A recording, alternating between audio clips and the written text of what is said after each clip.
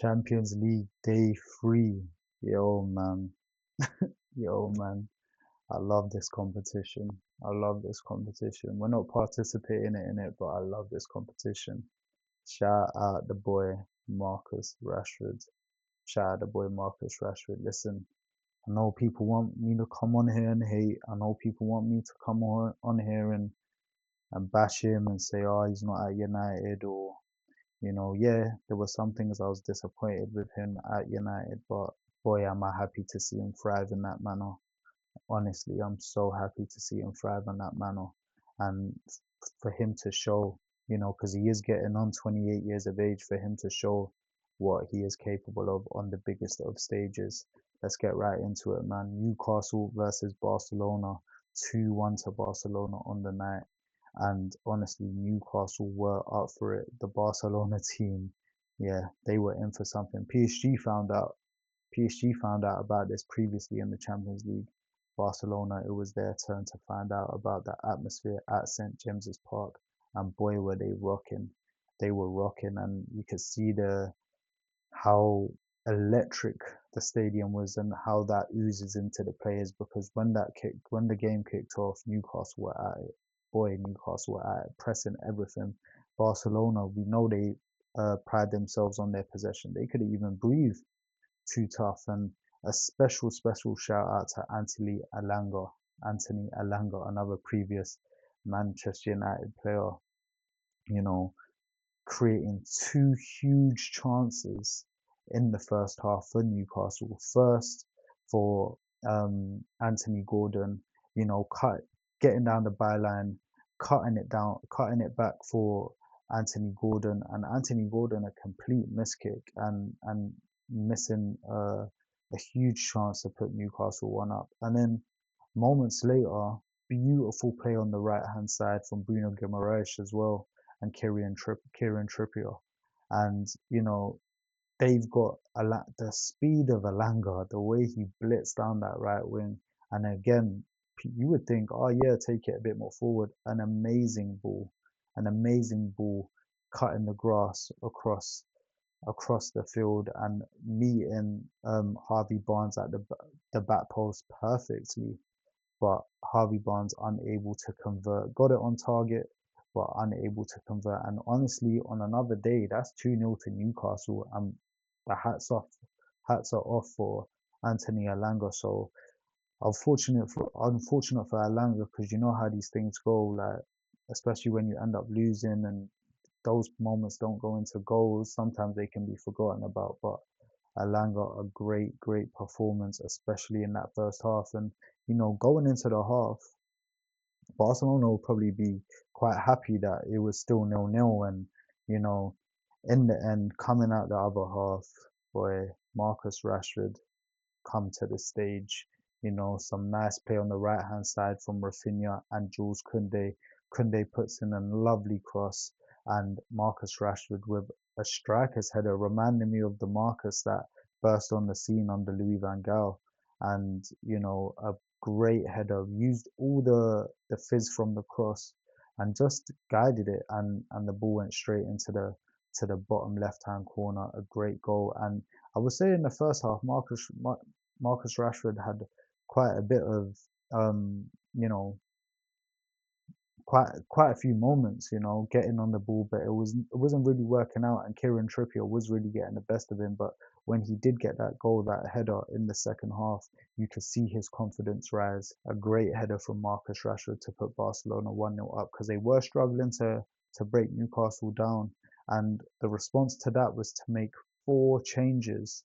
Eddie Howe made 4 substitutions, which were Alanga for Jacob Murphy, which again I feel like was taking Alanga off the right choice. I'm not too sure. Willock for Joe Linton, Fial for Shaw, and Voltamade for Barnes. Obviously, Voltamade going up top, Gordon moving to the left, because it was kind of a surprise seeing Barnes, Gordon, and Alanga starting. But so Voltamade went up top, Gordon still on and moved to the left, and then obviously Murphy in place of Alanga, which I feel like Alanga would feel hard done by. Not to say that Murphy's inclusion shouldn't be needed either, But then, as I said, from Marcus Rashford's first goal, the confidence was growing in his game, and boy, did you see it moments later after those substitutions. You know, ball comes in, Marcus tries to flick it onto Lewandowski, it ricochets back to him, and then some quick feet, sidesteps the player, takes a couple touches, and bang, boy, that is a typical Marcus Rashford rocket, a Marcus Rashford, you know, power driver, just a beautiful, beautiful goal.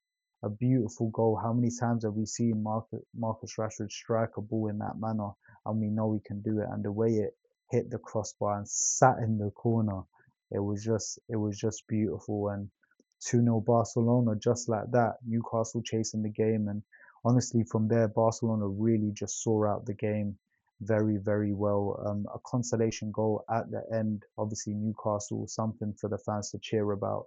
But just a little too late. Gordon, it was great. It was great play, to be fair. Beautiful, beautiful goal. Intricate passing in the middle at Bruno Guimaraes at the heart of it. Plays it wide to Jacob Murphy, who justifies his inclusion somewhat. A great ball, similar to the Elanga ball in the first half, fizzing across the grounds, and um, Gordon finishes it off. Quite scuffs the finish, to be fair, but Gordon finishes it off, and a consolation goal for Newcastle. But boy, Barcelona really saw that game out, and do you know how they saw it out? Two players, Frankie De Jong and Pedri. Pedri, what a magical footballer, dictating play, and as with De Jong as well. But I just talk about Pedri because of his age. He's so young, and literally, what is he, 20, 21? Like, what a footballer. Maybe he's 22, but what a footballer. And De Jong right next to him. Honestly, if you want to talk about press resistance, look no further. And now I know why Ten Hag really wanted De Jong. Honestly, what a terrific, terrific pair they have. And Barcelona, it will be them two that will be so integral if Barcelona manage to win this competition. An amazing, amazing tie. One to go down in history at St James's Park, no doubt about it. Moving on, Manchester City versus Napoli. Big tie, big stories. Kevin De Bruyne back at the Etihad, and also back in Manchester, Scott McTominay, who was the MVP of the Serie A last season with Napoli, with the Azzurri winning the Scudetto, and joining him this season on loan from Manchester United, Ashmish Hoyland. They all returned to Manchester hoping to do some damage, hoping to get one up on Manchester City and Pep Guardiola. But unfortunately, their club captain, Di Lorenzo, with a poor challenge in and around the 20th minute and getting a red card. He tried to reach round Haaland, and, he just didn't touch the ball. Penalty, was it even a penalty? It wasn't a penalty, actually. It was a free kick. It was just outside the box, but a red card. And from there, you know how Manchester City play. I already knew. I actually had the Manchester City game up on my phone, and I was watching the Newcastle Barcelona game. But I'll be honest, once I saw that red card, I said, let me just focus on the Barcelona Newcastle game, because I knew how that game was going to go.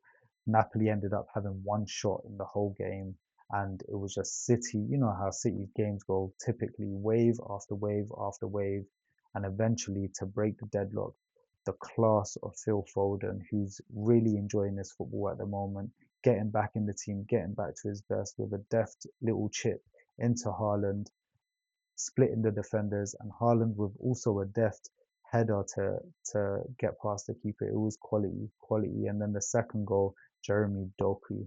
Wow, wow, magic. That's the type. If players like Hazard score those goals, everyone's raving and ranting about it. So basically taking matters into his own hand, putting the ball through the keeper's legs once he's got past all these defenders. A great, great goal to give Manchester City a comfortable lead on their first day in the Champions League. 3 points, they'll be happy about that. Napoli won't be happy, but I do expect Napoli to pick up points in their games up and coming for sure, for sure. Next, the rest of the games, not so much the biggest games, but some terrific scorelines, so many goals in this first week of the Champions League. So first we'll talk about Sporting Lisbon versus Kairat Almaty, the team from Kazakhstan making their debuts in the Champions League. But Sporting Lisbon, just too strong. 4-1 winners on the night. And I think is it Fabio? But Trincao, what a baller, man. Some class finishes from him. One wrapping it round into the top right hand corner, the side netting on the right hand side from the left. And then the second goal, top left hand corner. Um, from the right hand side, like just quality goals from Trincao there. So shout him out for getting Sporting Lisbon over the line. Then we go to Frankfurt versus Galatasaray, 5-1. Yo, Galatasaray fans, look away. Fenerbahce fans, turn up. You know what I'm saying? A Fenerbahce fan told me, this is what I'm just hearing on the streets, that Galatasaray thought, because they are pretty much in the Champions League all the time. They're the participant from the Turkish league, but I'm hearing that they've only won 3 games in like 15 years of participating in the Champions League. Listen, it's just what I heard, so correct me if I'm wrong. And I know one of those wins came against Manchester United. Onana K. Onana K. All the best to Onana. But yeah, correct me if I'm wrong, Galatasaray fans, man. But boy, you do not want to start your season off in that fashion, man. Their Champions League season. But Frankfurt, previous Europa League winners in recent years. Um, yeah, they will be so happy with that performance. 5-1 winners on the night. And honestly, Galatasaray, what is good? Comedy of errors. Like comedy of errors. The scoreline probably shouldn't have been that bad, but Galatasaray did it to themselves, man. That's the truth. Copenhagen versus Bayer Leverkusen 2-2 on the night. After Ten Hag being sacked after 2 games, which boy, they violated him still. But Ten Hag got the sack, and I just want to talk about Grimaldo, man. What a baller, man. That free kick, top free kick taker, top baller. And it's crazy that he doesn't start for Spain, but I guess that shows how underrated Cucurella might be. And I know Chelsea fans will sing Cucurella's praises, so because that's the guy that keeps Grimaldo out of the team. But 2-2 for Bayer Leverkusen to start their campaign off. Copenhagen 2-2. They'll probably be quite disappointed because they seem like the stronger team. Also, Flecken for Bayer Leverkusen was making some top saves. So that is them. And then finally, Club Bruges to Monaco. 4-1 on the night. I know Monaco had some issues traveling in, and maybe that had an effect. But wow, Mignolet made a penalty save at 0-0, and then for Club Brugge, and then Club Brugge went on to really take the reins in this game, made it like 4-0, and then Ansu Fati at Monaco making his debut with a consolation goal. But listen, so many goals in this first week of the Champions League, and the Champions League is well and truly back. What was your favorite games of the weekend, or the weekdays, I should say? And what were your who was your star players? Who you messing with? And again, tell me, who do you think is gonna win the Champions League, man? Let me know. Like, comment, subscribe, people. Till next time.